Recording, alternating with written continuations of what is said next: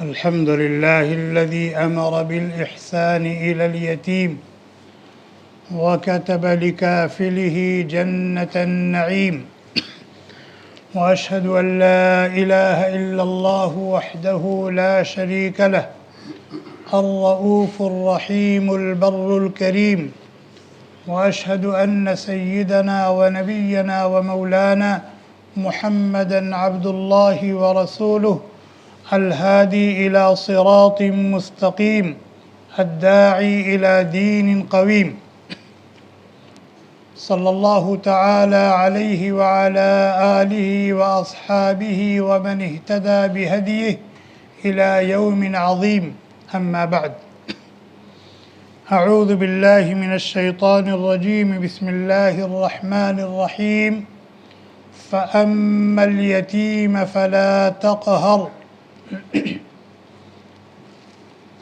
عن أبي هريرة رضي الله عنه قال: قال رسول الله صلى الله عليه وسلم: أنا وكافل اليتيم في الجنة هكذا. رواه البخاري. وعن أبي هريرة رضي الله عنه قال: قال رسول الله صلى الله عليه وسلم: خير بيت في المسلمين فيه يتيم يحسن إليه، وشر بيت في المسلمين فيه بيت فيه يتيم يساء إليه. رواه ابن ماجہ، أو كما قال النبي صلی اللہ علیہ وسلم. ہر معاشرے میں کچھ افراد ہوتے ہیں جو انتہائی ضعیف اور کمزور ہوتے ہیں، جن کو دوسروں کے سہارے، دوسروں کے تعاون اور دوسروں کی توجہ کی ضرورت ہوتی ہے. اگر دوسروں کا تعاون ان کو نہ ملے اور دوسروں کی توجہ ان پر نہ ہو، دوسرے ان کو سہارا نہ دیں، تو وہ ضائع ہو جاتے ہیں. اور ایسے افراد ہر معاشرے میں پائے جاتے ہیں. انہی ضعیف اور کمزور افراد میں ایک فرد ہے یتیم. یتیم بچہ، یتیم بچی، ہر معاشرے میں. یہ معاشرے کے انتہائی کمزور اور ضعیف فرد ہیں. ان کو بہت زیادہ سہارے کی ضرورت ہے. اگر ان کو سہارا دیا جائے، ان کی دیکھ بھال کی جائے، ان پر توجہ دی جائے، اور جس طرح کے تعاون کی ان کو ضرورت ہے وہ تعاون فراہم کیا جائے، تو یہ معاشرے کے انتہائی قیمتی فرد اپنے لیے بھی مفید اور دوسروں کے لیے بھی نافع بن کر ابھرتے ہیں. اور اگر ان پر توجہ نہ دی جائے تو نہ صرف یہ کہ وہ ضائع ہو جاتے ہیں، بلکہ بسا اوقات معاشرے کے لیے اور خود اپنے لیے وہ مصیبت بن جاتے ہیں. ذرا ہم ایک نظر ڈالیں جو آیا ہے کہ معاشرے کا ایک فرد، کمزور فرد یتیم ہے. ہمارے معاشرے میں کتنے یتیم ہیں، چاہے وہ بچے ہوں یا بچیاں. خاص طور پر ان علاقوں پر ہم ایک نظر ڈالیں جو جنگ زدہ ہیں. عراق میں اسی کی جنگوں میں تو مرد ہی مارے جاتے ہیں. جنگوں میں تو زیادہ تر مرد ہی کام آتے ہیں. اب اگر ایک مرد مارا گیا، اب اس کے پیچھے 6 بچے ہیں، ہو سکتا ہے 6 کے 6 نابالغ. روڈ پر آگے نہیں آگے. اب اگر ان کو سہارا نہ دیا جائے تو وہ کہاں جائیں گے؟ یہ میں نے ایک مثال دی ہے. عراق کو دیکھ لیں، سوریہ کو دیکھ لیں، افغانستان کو دیکھ لیں، اور اس وقت غزہ کو دیکھ لیں. لاکھوں بچے لاکھوں بچے اور بچیاں یتیم، لاکھوں بچے اور بچیاں یتیم بے سہارا ہیں۔ کچھ تو ایسے ہیں کہ ان کی مائیں ہیں، مائیں نہیں ہیں کوئی ہے، بہت سے تو ایسے ہیں کہ کوئی بھی نہیں ان کا، کوئی بھی نہیں۔ قرآن کریم میں اللہ تبارک و تعالی نے اور احادیث مبارکہ میں نبی اکرم صلی اللہ علیہ وسلم نے معاشرے کے اس انتہائی کمزور، لاچار، بےکس، بے بس اور مجبور لوگوں پر بہت زیادہ توجہ دینے کی ترغیب دی ہے اور اس کی تاکید کی ہے، اور ان پر نہ توجہ دینے پر وعیدیں سنائی ہیں، اور ان کو سہارا دینے پر، ان کی دیکھ بھال کرنے پر، ان کا خیال رکھنے پر بڑے بڑے وعدے، بڑے بڑے انعام و اکرام کے وعدے۔ یتیم کس کو کہتے ہیں؟ یتیم اس بچے اور اس بچی کو کہتے ہیں کہ نابالغی کی حالت میں ان کے سر سے باپ کا سایہ اٹھ گیا۔ باپ کے سائے کے اٹھنے کی کوئی بھی وجہ ہو سکتی ہے۔ باپ طبعی موت مر گیا، باپ حادثے کا شکار ہو گیا، باپ کسی جنگ اور لڑائی میں کام آ گیا، کوئی بھی وجہ ہو سکتی ہے۔ تو وہ بچے اور بچیاں جن کے سر سے نابالغی کی حالت میں باپ کا سایہ اٹھ جائے، ان کو شریعت کی اصطلاح میں یتیم کہا جاتا ہے۔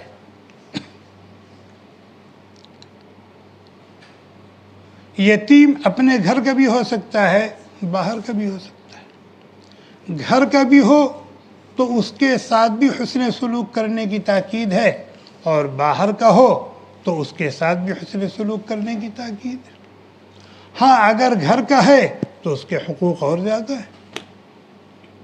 گھر کا یتیم ہو، جیسے باپ کا انتقال ہو گیا، اس کے 6 بچے ہیں، 3 بالغ ہیں، 3 نابالغ ہیں۔ اب وہ 3 نابالغ اپنے بالغ بھائی بہنوں کی سرپرستی میں جائیں گے نہیں جائیں گے؟ تو شریعت ان بالغ بھائیوں کو ترغیب دے رہی ہے کہ اپنے ان نابالغ اور یتیم بھائیوں اور بہنوں کے ساتھ حسن سلوک کرو۔ یہ اپنے گھر کا یتیم۔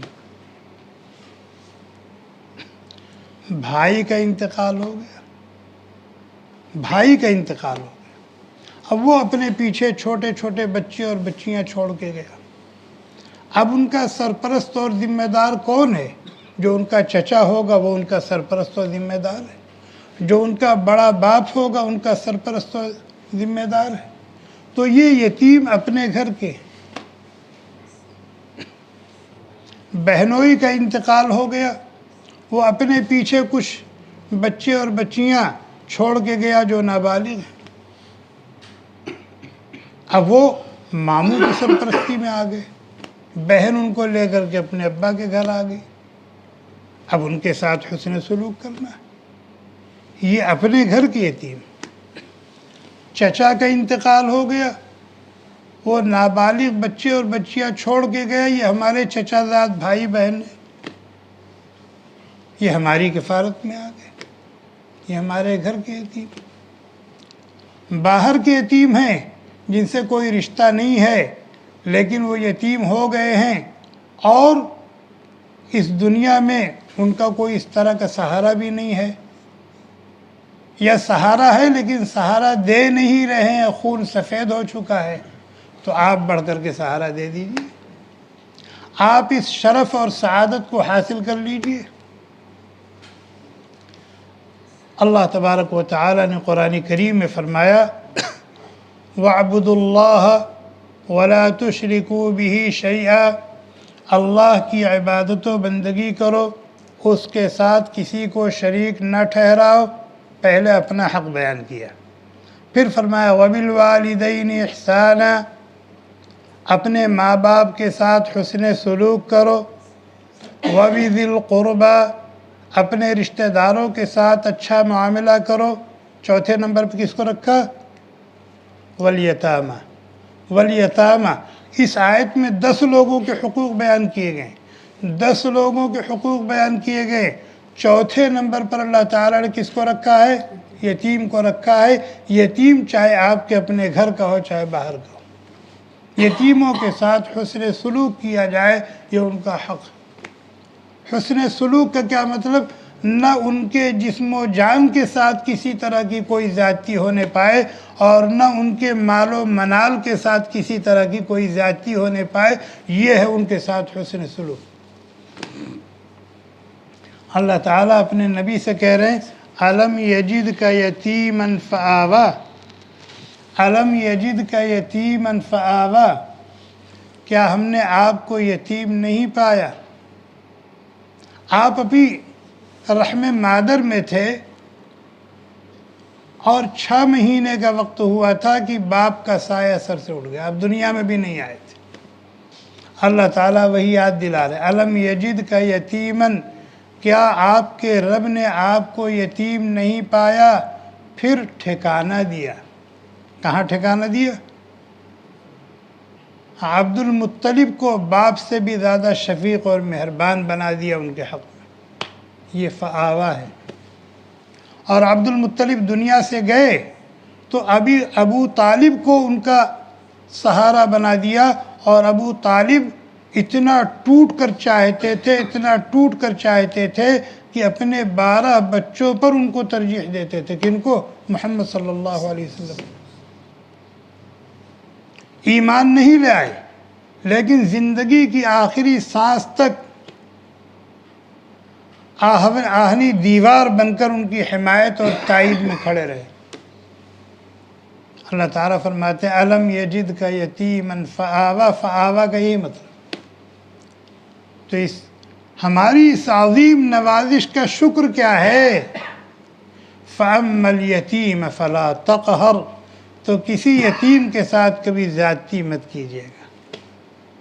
ہم نے یہ جو عظیم نوازش آپ کے اوپر کی ہے کہ آپ یتیم پیدا ہوئے تھے، باپ دنیا سے جا چکا تھا، لیکن ہم نے ایسوں کو کھڑا کیا جو آپ کے حق میں باپ سے بھی زیادہ شفیق ثابت ہوئے۔ تو ہماری اس عظیم نوازش کا شکر یہ ہے کہ آپ کسی یتیم کے ساتھ، نبی کسی یتیم کے ساتھ زیادتی کر سکتے ہیں؟ مخاطب نبی کو کیا ہے، لیکن مراد ہم ہیں، آپ ہیں، آپ ہیں، آپ ہیں، نبی کے امتی مراتب۔ کہ نبی سے کسی یتیم کے حق میں زیادتی یہ تو ممکن ہی نہیں ہے، پھر نبی کو مخاطب کیا جا رہا ہے، اس کا مطلب اس موضوع کی اہمیت کو بتانا ہے، اور نبی کے ایک ایک امتی کو اس طرف توجہ دلانی۔ اللہ تعالیٰ فرماتے ہیں اَرَأَيْتَ الَّذِي يُكَذِّبُ بِالدِّينِ، آپ نے دیکھا نہیں اس شخص کو جو روز جزا کو جھٹلاتا ہے، اور اسی روز جزا کو جھٹلانے کا ایک اثر، اس کی ایک نحوست یہ ہے فَذَلِكَ الَّذِي يَدُعُّ الْيَتِيمَ، یتیم کو دھکے دیتا ہے، یتیم کو جھڑکیاں دیتا ہے، یتیم کے ساتھ زیادتی کرتا ہے، یتیم پر ظلم کرتا ہے، اس کو ترچھی آنکھوں سے دیکھتا ہے۔ تو معلوم کیا ہوا؟ یتیم کے ساتھ زیادتی وہی کر سکتا ہے جو بے ایمان ہوگا۔ جس کو روز جزا پر یقین نہیں ہوگا وہی یتیم کے ساتھ زیادتی کرے گا۔ اگر کسی کے دل میں ایمان ہے تو وہ یتیم کے ساتھ کسی قسم کی بھی کوئی زیادتی نہیں کر سکتا۔ یہ تو میں نے 3 آیت سنا دی، اس کے علاوہ بہت سی آیتیں۔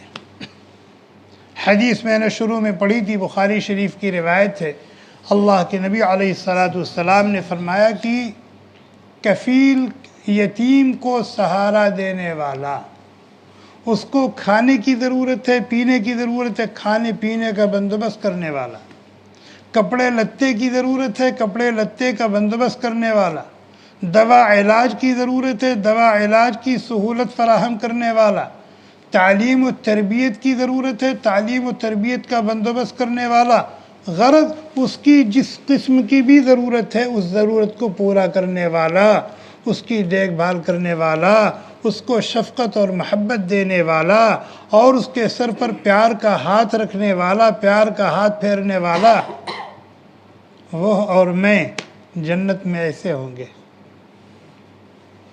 جو یتیم کے ساتھ اس طرح کا معاملہ کرے گا وہ اور میں جنت میں ایسے ہوں گے۔ ایسے حدیث میں یوں کہا، یہ ایسے کا کیا مطلب ہے؟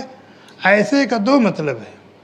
ایک مطلب تو یہ ہے کہ ان دونوں انگلیوں کے درمیان جو فاصلہ ہے تھوڑا سا، میرے اور یتیم کے ساتھ حسن سلوک کرنے والے کے درجوں میں بس اتنا فرق ہوگا جتنا ان دونوں انگلیوں کے درمیان فرق ہے، جتنا ان دونوں انگلیوں کے درمیان فاصلہ ہے میرے درجے میں اور یتیم کے ساتھ حسن سلوک کرنے والے کے درجے میں، بس اتنی فاصلہ ہوگا۔ اور ہاکذا کا ایک دوسرا مطلب محدثین نے یہ بتایا ہے کہ یہ دونوں انگلیوں میں ایک تھوڑا سا بڑی ایک تھوڑا سا چھوٹی ہے، میرے اور یتیم کے ساتھ حسن سلوک کرنے والے کے درجے میں بس اتنی فرق ہوگا جتنا ان دونوں انگلیوں میں فرق ہے۔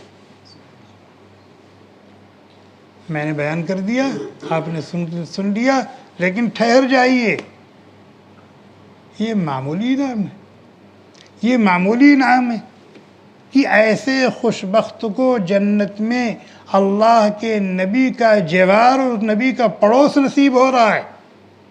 کتنی بڑی سعادت ہے! صرف جنت کا وعدہ نہیں ہو رہا ہے اسے، بلکہ جنت میں نبی کے پڑوس کی بشارت اس کو مل رہی ہے۔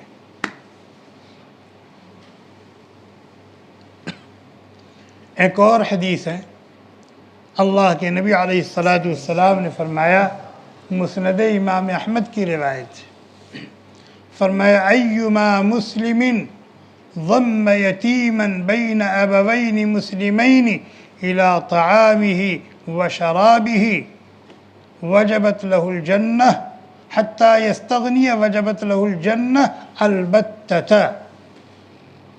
جس کسی نے کسی یتیم کو اپنی گود میں لے لیا، اپنی گود میں لے لیا، اور وہ ماں باپ مسلمان ہیں، ماں باپ مسلمان ہوں گے یعنی گود میں لینے والے مسلمان ہوں گے، تو بچے کی تربیت کیا ہوگی؟ اسلامی تربیت ہوگی۔ اس لیے بین ابوین مسلمین کہا، ورنہ آج یتیم کو گود لینے والے مسلمانوں سے زیادہ عیسائی ہیں۔ سوریہ میں دیکھیے، جو بے سہارا عورتیں ہیں، بے سہارا بچے ہیں، ان کو سہارا کون دے رہا ہے؟ اور جب عیسائی ان کو سہارا دیں گے، ان کا دوا علاج کریں گے، ان کی تعلیم و تربیت کی فکر کریں گے، ان کے کھانے پینے رہنے سہنے کا بندوبست کریں گے، تو ان کے دل میں عیسائیت کی محبت آئے گی نہیں آئے گی؟ وہ عیسائی بنیں گے نہیں بنیں گے؟ اور یہ عیسائی کرتے بھی اسی لیے، یہ عیسائی کرتے بھی اسی لیے ہیں تاکہ اس راہ سے ہم ان کو کیا کر لیں؟ عیسائی بنا لیں۔ اس لیے یہاں پر کہا ابوین مسلمین، خوش بخت ہیں وہ مسلمان مرد و عورت جو کسی یتیم کو، جس کا کوئی سہارا نہیں رہا، اس کو لے لیں۔ جیسے اپنے بچوں کو کھلاتے پلاتے ہیں، اس کو بھی کھلائیں پلائیں، اپنے بچوں کو پہناتے اڑھاتے ہیں، ان کو بھی پہنائیں اڑھائیں، اپنے بچوں کی تعلیم و تربیت کرتے ہیں، ان کی بھی تعلیم و تربیت کریں، اپنے بچوں کے ساتھ شفقت اور محبت اور پیار کا معاملہ کرتے ہیں، ان کے ساتھ بھی شفقت محبت اور پیار کا معاملہ کریں، کسی طرح کی تفریق نہ ہونے دیں، اور اس کو یہ محسوس نہ ہونے دیں کہ اس کا باپ دنیا میں نہیں رہا۔ فرمایا جنت ان کے لیے واجب، جنت ان کے لیے واجب ہے۔ اگر دوسرے اعمال میں کچھ کمیاں کوتاہیاں ہوں گی تو اس عمل کی برکت سے اللہ تعالیٰ ان کمیوں کوتاہیوں کو معاف فرما کر ان کو جنت میں بھیج دیں گے۔ حضرت ابو ہریرہ رضی اللہ تعالی عنہ، راوی ہے مسند احمد کی روایت ہے، کہتے کہ ایک صحابی نبی علیہ السلام کی خدمت میں آئے اور انہوں نے اپنی ایک روحانی بیماری کا تذکرہ کیا، اور وہ روحانی اور اخلاقی بیماری ان کے اندر کیا تھی؟ قساوت قلبی کے مرض میں مبتلا تھے۔ قساوت قلبی یعنی ان کا دل بہت سخت تھا، جیسے بعض لوگ ہوتے ہیں کسی کو مصیبت میں دیکھا، پریشانی میں دیکھا، دکھ میں دیکھا، تکلیف میں دیکھا تو تڑپ گئے، آنکھوں میں آنسو آ گئے اور جی یہ چاہا کہ کیسے ہم اس کی یہ پریشانی دور کر دیں۔ تو جس کا دل سخت ہوتا ہے نا، اس قسم کی چیزوں کو اور حالات کو دیکھ کر کے اس کے اوپر کوئی اثر نہیں پڑتا، بالکل ایسا جیسے بھینس کے آگے بین بجا بھینس بیٹھی پگرائے، اس کے اوپر کوئی اثر نہیں۔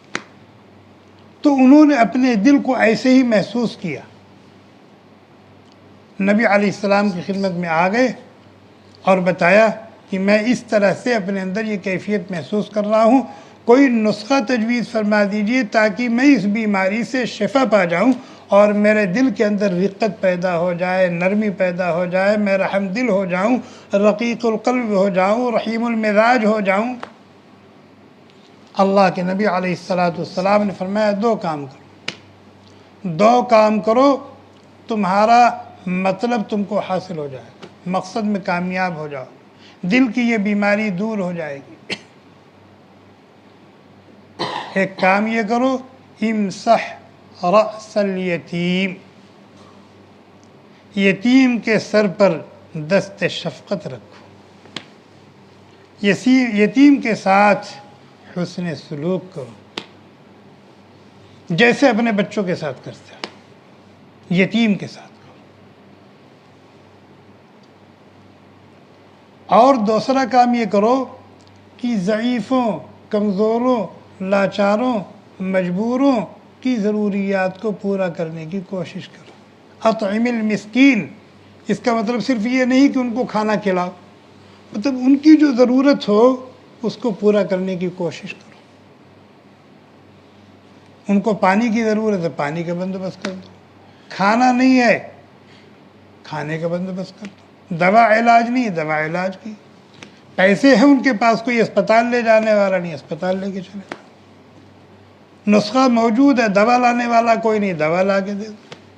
فرمایا جب معاشرے کے ان کمزور افراد کے ساتھ تم یہ معاملہ کرو گے تو تمہارے دل کے اندر رقت پیدا ہوگی، نرمی پیدا ہوگی۔ ابو امامہ رضی اللہ تعالی عنہ ایک صحابی ہیں، ترمذی اور مسند احمد کی روایت ہے، وہ کہتے ہیں نبی علیہ السلام نے فرمایا من مسح رأس یتیم، جس شخص نے کسی یتیم کے سر پر شفقت اور محبت اور پیار سے ہاتھ پھیرا، جیسے آدمی باپ اپنے بچوں کے سر پہ ہاتھ پھیرتا نہیں پھیرتا ہے، شفقت اور محبت سے ان کو سہلاتا نہیں سہلاتا ہے، اسی طریقے سے کسی یتیم بچے، یتیم بچی، اور یتیم کب تک رہتا ہے؟ جب تک نابالغ ہے، بالغ ہو گیا داغ یتیمی دھل گیا، وہ یتیم نہیں سمجھ میں آیا۔ بعض لوگ بوڑھے ہونے تک یتیم رہتے ہیں۔ ہمارے استاد حضرت مفتی محمود حسن صاحب گنگوہی رحمۃ اللہ علیہ کانپور مدرسہ جامع العلوم میں پڑھاتے تھے، بہت بڑے مفتی تھے، بہت بڑے اللہ والے تھے، تو ان کا میدان صرف پڑھنے پڑھانے تک نہیں تھا بلکہ اصلاح اور تربیت تک تھا، اس نسبت سے شہر اور علاقے کے بہت سارے لوگ آپ سے جڑے ہوئے تھے اور آپ کی مجلسوں میں حاضر ہوتے تھے اور آپ سے استفادہ کرتے تھے۔ دارالعلوم دیوبند کو ان کی ضرورت پڑی تو دارالعلوم دیوبند نے ان کو بلایا کہ بھئی آپ کی ضرورت آپ کی مادر علمی کو ہے، اس لیے آپ یہاں تشریف لے آئیں۔ بہرحال حضرت وہاں چلے گئے، کچھ مہینوں کے بعد پھر واپس کانپور آئے لوگوں سے ملنے کے لیے، بھئی مدرسہ تھا اس میں ایک زمانے تک خدمت کی تھی تو جی چاہا کہ چلیں دیکھیں، لوگوں سے ملیں جلیں، تو لوگ اکٹھا ہوئے تو ایک صاحب کہتے ہیں حضرت آپ کے جانے سے ہم لوگ یتیم ہو گئے، آپ کے چلے جانے سے ہم لوگ یتیم ہو گئے۔ اچھا ابھی آپ لوگ نابالغ ہیں؟ میں تو سمجھ رہا تھا کہ آپ لوگ بالغ ہو چکے اس لیے میں چلا گیا۔ تو معلوم کیا ہوا کہ یتیمی کا حکم جب تک بچہ یا بچی نابالغ ہیں تب تک ہے بس۔ اس لیے میں نے شروع میں کہا کہ باپ کا انتقال ہوا اور اس نے 5-6 بچے اور بچیاں چھوڑے، ان میں 2 بالغ ہیں اور 3 نابالغ ہیں، تو یتیم کتنے ہوئے؟ 3 یتیم ہوئے۔ جو نابالغ ہیں وہ یتیم ہوئے، باقی جو بالغ ہیں وہ یتیم نہیں کہلائیں گے۔ اور یہ نابالغ جو یتیم کہلا رہے ہیں، یہ کب تک یتیم کہلائیں گے؟ جب تک بالغ نہ ہو جائیں۔ بالغ ہو گئے، داغ یتیمی دھل گیا، وہ یتیم نہیں کہلائیں گے۔ بہرحال میں یہ حدیث سنا رہا تھا کہ اللہ کے نبی علیہ السلام نے فرمایا کہ جس کسی نے یتیم کے سر پر شفقت اور محبت سے ہاتھ پھیرا، اس کو سہلایا اور اس کو دلار پیار کیا، اس کو تسلی دی، اس کو خوش کیا، فرمایا اس کے ہاتھ کے نیچے جتنے بال آئیں گے اتنی نیکیاں اس کو ملیں گی۔ من مسح رأس یتیم کان له بكل شعرة يمر عليها يده حسنات، کہ اس نے اس طریقے سے سر پر ہاتھ پھیرا شفقت کا، اور یہ سر پر ہاتھ پھیرنا اللہ کی رضا کے لیے ہو، کسی اور مقصد سے نہ ہو، تو اس کے ہاتھ کے نیچے جتنے بال آئیں گے اتنی نیکیاں اللہ تبارک و تعالیٰ اس کو عطا فرمائیں۔ ایک اور حدیث سناؤں، وہ بھی مسند احمد کی اور ترمذی کی ہے۔ حضرت ابو ہریرہ رضی اللہ تعالیٰ عنہ کہتے ہیں نبی علیہ السلام نے فرمایا کہ مسلمان گھرانوں میں بہترین گھر وہ ہے جس میں کوئی یتیم ہو اور اس کے ساتھ حسن سلوک ہوتا ہو، وہ بہترین گھر ہے۔ اور مسلمان گھرانوں میں بدترین گھر وہ ہے جس میں کوئی یتیم ہو اور اس کے ساتھ بدسلوکی ہوتی ہے۔ تو ہمیں اس طرف توجہ دینے کی ضرورت ہے، اور یہ شرف اور سعادت حاصل کرنے کے لیے اور یہ اجر و ثواب پانے کے لیے یہ کوئی ضروری نہیں کہ آپ کے گھر میں کوئی یتیم ہو یا کسی یتیم کو آپ اپنے گھر ہی میں لائیں، یہ کوئی ضروری نہیں۔ اس کی ایک شکل یہ ہو سکتی ہے کہ آپ کے رشتہ داری میں، آپ کے محلے میں، پڑوس میں، گاؤں میں کوئی کسی کا انتقال ہو گیا۔ آج کل تو موت بغیر بتائے آتی ہے۔ جو بوڑھے ہیں وہ بوڑھے موجود ہیں ماشاءاللہ، 80 سال کے، 90 سال کے، 100 سال کے، اور 40 سال کے، 30 سال کے، 35 سال کے لوگ طرح طرح کی بیماریوں میں مبتلا ہو کر چلے جا رہے ہیں۔ آج یہی صورتحال ہے۔ اب دیکھیں نظر اٹھا کر کے، کسی کا انتقال ہو گیا، اب خاتون ہے وہ بیچاری، خاتون خانہ، 2 بچے ہیں، 3 بچے ہیں، 4 بچے ہیں، 5 بچے ہیں، وہ ان کے کھانے پینے کا بندوبست کہاں سے کرے گی، کیسے کرے گی؟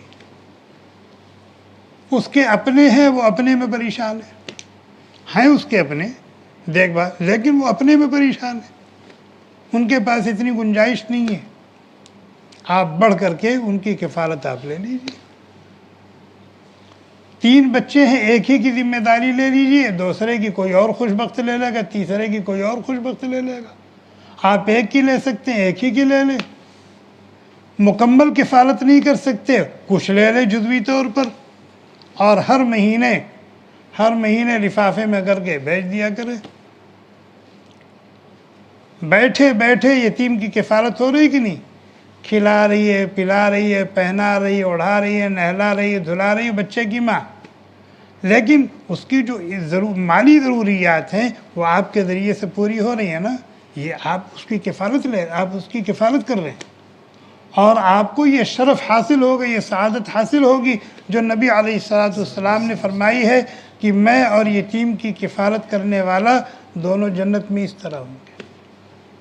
یہ بھی ایک شکل ہے کفالت کرنے کی۔ اور اگر کوئی ایسا بچہ یا ایسی بچی ہے کہ ان کے آگے پیچھے کوئی ہے ہی نہیں، جیسے میں نے بتایا غزہ، ظاہر ہے دل تو تڑپتا ہے، رات میں اکثر سوچ لیتے تو نیند نہیں آتی، آنکھوں میں آنسو آ جاتے ہیں، لیکن بے بس، اپنے بس میں کچھ نہیں، اپنے بس میں کچھ نہیں۔ ان میں سے کسی کو لے کر ہم اپنی گود سے چمٹا نہیں سکتے، لیکن ظاہر ہے ہم جس ماحول اور معاشرے میں رہتے ہیں تو وہ ماحول اور معاشرہ اس قسم کے کمزور لوگوں سے خالی تو نہیں ہے، اگر ہم کرنا چاہیں تو وہاں بھی۔ اس لیے ہم اس طرف توجہ کریں، اس لیے ہم اس طرف آج تو یہ صورتحال یہ ہے کہ ہم اگر اپنے گھر میں یتیم کو دیکھیں تو وہیں مل جائے گا،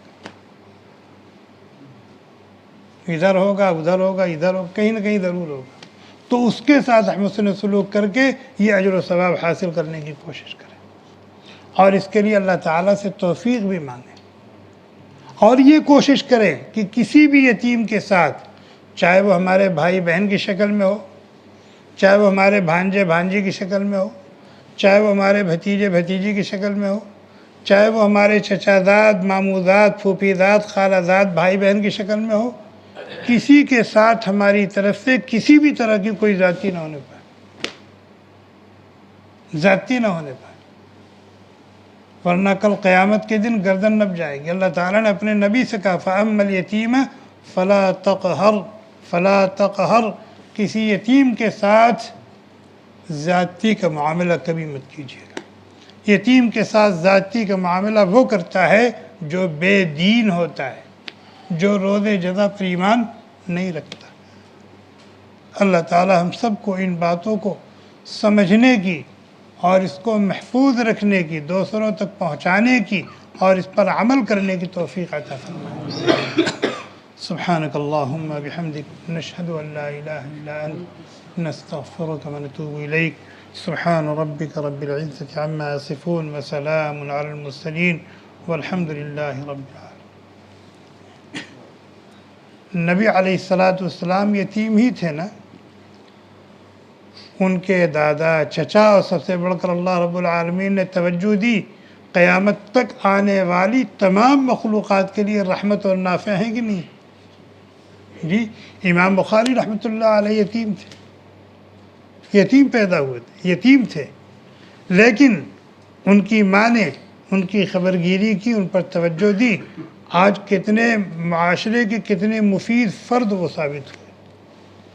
اور اگر ایسا نہ ہو تو پھر وہ نہ یہ کہ عدم توجہ، عدم تعلیم، عدم تربیت کی وجہ سے وہ بگڑ جاتے ہیں اور پھر پتہ نہیں کیا سے کیا بن جاتے ہیں، اپنے لیے بھی مصیبت ہوتے ہیں، معاشرے کے لیے بھی مصیبت ہوتے ہیں۔ Thanks for watching. Don't forget to like, comment, share and subscribe to Al Wahid channel.